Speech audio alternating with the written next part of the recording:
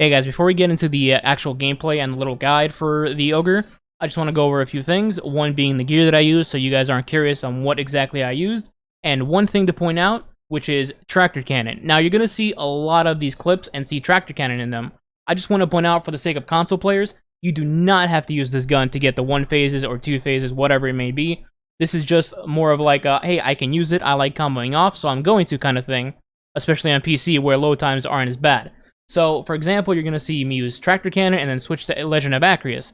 Now, yeah, this does help and make me, I think, 5-shot the Ogre with Legend of Acrius. However, you can actually just use Legend of Acrius by itself without Tractor Cannon and still 1-phase the Ogre in the fight. I think it'll take you 8 shots instead of 5 if you use the Empowerment melee with Well of Radiance, but the fact remains is that you do not need to rely on this gun at all. So if you see Tractor Cannon in these videos, don't pay attention to that and just go along using this, or Whisper, or a Sleeper, or a Thunderlord, or whatever you want to use. So, that's it for that note. Now let's get into the gear. I used the Solar subclass, Well of Radiance, as well as the Void class for Top Tree Nova Bomb. These don't really matter, but in case anybody wanted to know. For the Solar class, I used either Go Figure or Midnight Coup. That's personal preference. Anything really with Outlaw, and that can shoot down darts. For the energy weapon, I use Subtle Calamity for all 3 characters because it's a Void Bow. It shatters the wizard shields very nicely and does damage on them. Mine happens to have Rampage. You don't really need that. As long as you just have a Void Bow, you'll be fine. If you don't have a Void Bow, I would just suggest using something like Inaugural Dress. If you have a Void, maybe Right Side of Wrong, same thing. Anything really Void. It comes in really handy. For power weapons, I used, throughout all the characters, I used Legend of Acrius, Tractor Cannon, Sleeper, Whisper of the Worm, and Thunderlord. You could also use 1K, but it got debuffed a little bit, so it's not really that great now. For armor, it doesn't really matter what armor you wear, as long as you have Transcendent Blessing or Riven's Curse. For exotics, I used Lunafaction boots, but as an alternative for the Void class, you could use Skull of Dire Ahamkara, because if you Nova Bomb a wizard and 3 adds, you get your super back instantly, and then you can hold that for the boss, but that's not a recommendation I would make. I would just stick to Lunafaction boots for anybody that's learning. That's pretty much it for the Warlock. We're going to go to Titan and Hunter next. The guns will remain the same, except for Acrius and Tractor Cannon. The reason for that is because Titans and Hunters can't really get up close because they don't have a healing mechanic. So for Titans, armor will be the same, anything with the mods. For exotics, there's nothing really you can use to your advantage, but One-Eye Mask would be kind of handy for overshields. Synthesebs don't really work here. Line Rampants you could use if you're used to line rampant jumping, but other than that, that's about it. For supers, nothing really comes to mind. You could use Sentinel for Void because the shields are Void for the wizards, but I used Hammer Strike, or rather Sunbreaker for Hammer Strike, to debuff the Ogre for more damage. Like I said, you can use the same guns, except for Acrius and Tractor Cannon. That's about it for the Titan. Let's go to Hunter.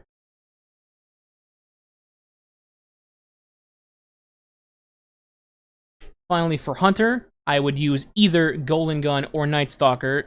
Arcstrider really doesn't do much here.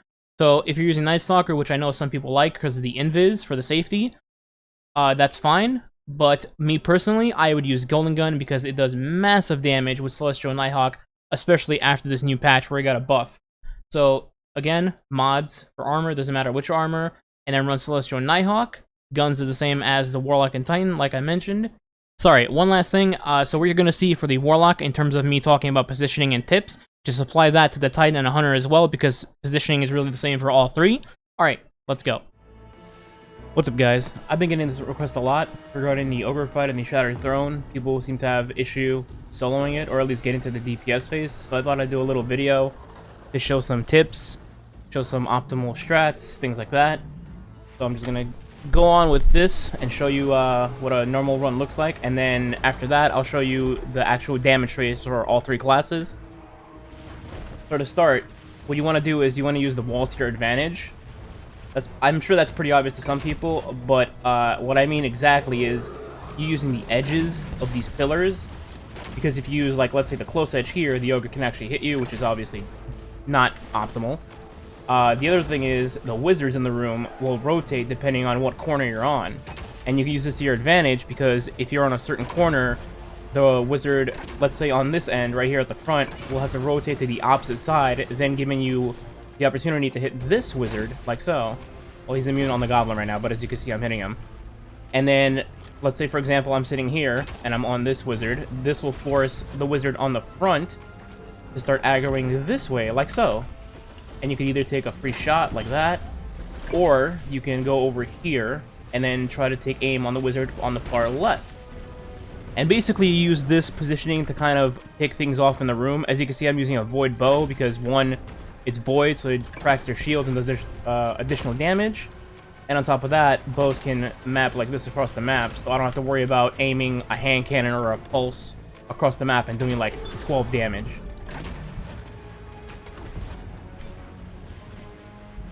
Oh, that is a bone. 1 second. So from here on, you pretty much, what I do anyway, you don't have to do what I do, but in my opinion, this is a very good strat. You just kind of take off the wizard's shields and their health and pluck them down to about that health bar. The reason I do that is because when you kill one, of course, it drops an orb, and you have a certain amount of time to pick up that orb for damage buff, otherwise it disappears, and another wizard will spawn in its place. You have to kill that wizard again. So what I do is I lower all 3 wizards, left, right, and this one right here, to about that health bar, kill all the adds on their sides, and then I will go in a clockwise or counterclockwise way, whichever one you prefer, and then pick up the orbs while working on the back wizard and their adds.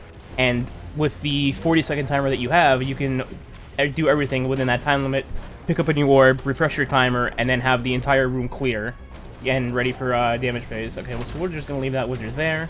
So as you can see, I'm just using these 2 corners, kind of kiting the wizards until the health is down. Once I get the wizards to a health that I like, which is pretty much like that, what I'm gonna do is go back to this corner and hopefully aggro the wizard to come back this way.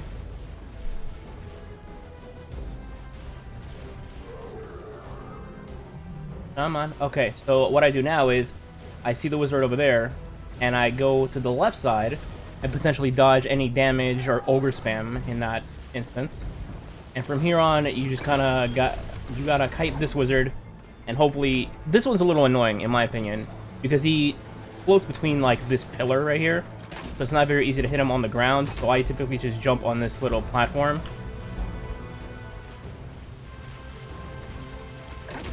Unfortunately, that wizard is immune.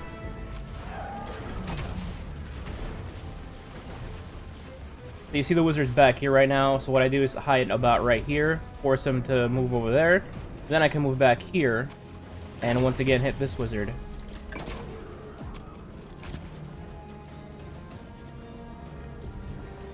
So what I'm going to do is kill this wizard, and then move in a counterclockwise way, and start killing all the wizards. So what I typically do is I'll kill one wizard like this, and then before I pick up the orb, I have a couple of seconds, I'll try to pick off adds like so. Since I know I have 45 seconds, I'll try to pick off at least some health on the wizard or its minions before moving on to the next wizard. You also got to be careful here using the walls to your advantage so the ogre doesn't spam you into out of existence. Alright, so I got all the adds down, and I got the wizard health down. Don't worry about killing him or her, because you'll be going around in a corner again, and you want to be in the back of the room basically instead of the front, at least for damage phase. So I kill the second wizard, boom, my timer refreshes, 40 seconds again. I'm gonna move to this wizard next.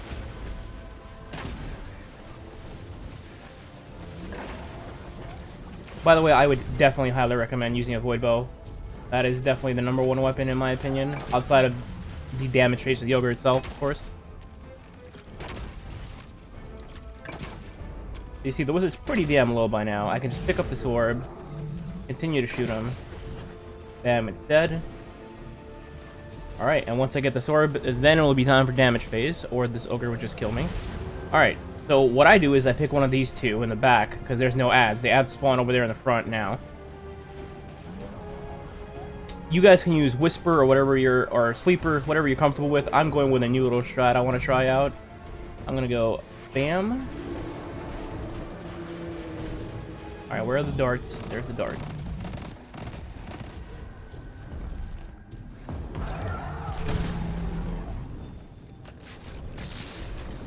Neat. Acrius, bro.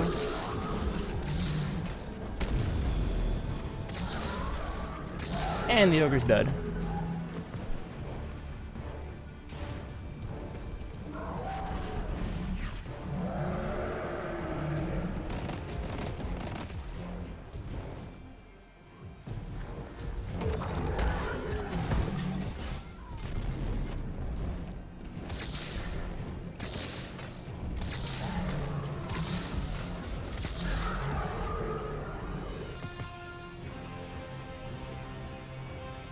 Five acrius shots and a dead ogre.